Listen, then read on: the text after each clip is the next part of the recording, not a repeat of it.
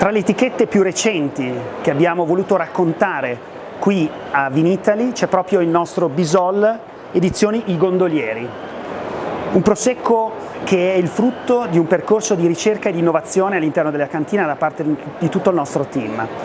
Un prosecco che ha un prosecco superiore, voglio sottolineare, che ha un basso grado alcolico. Siamo usciti con un vino che ha 10,5 gradi, che è il minimo consentito dalla denominazione.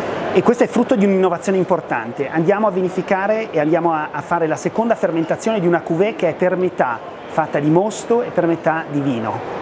La possibilità di utilizzare il mosto quindi ci permette di aggiungere meno zuccheri e di avere una seconda fermentazione che arriva ad un grano alcolico inferiore. Perché? Perché vogliamo avere un vino che esprima l'essenza del prosecco nella sua leggerezza, nella sua immediatezza. Si parla tanto di no alcol o di riduzione del grado alcolico per andare incontro a nuovi mercati e anche ai consumi dei più giovani.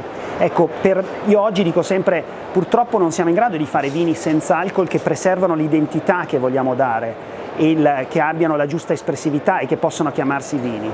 Non abbiamo oggi le tecnologie, però in cantina siamo invece riusciti a fare un prosecco superiore che con 10,5 gradi di alcol secondo noi esprime quelle che sono le caratteristiche e l'identità del prosecco superiore di Valdobbiadene, il suo profilo aromatico, la sua fragranza, la bevibilità, che in questa etichetta sono particolarmente accentuate. Il piatto che presentiamo oggi qui a Bisol 1542 sono dei ravioli, in questo caso vengono farciti con delle erbe che abbiamo raccolto direttamente nel nostro campo antistante la locanda Solagna, dove è il nostro ristorante.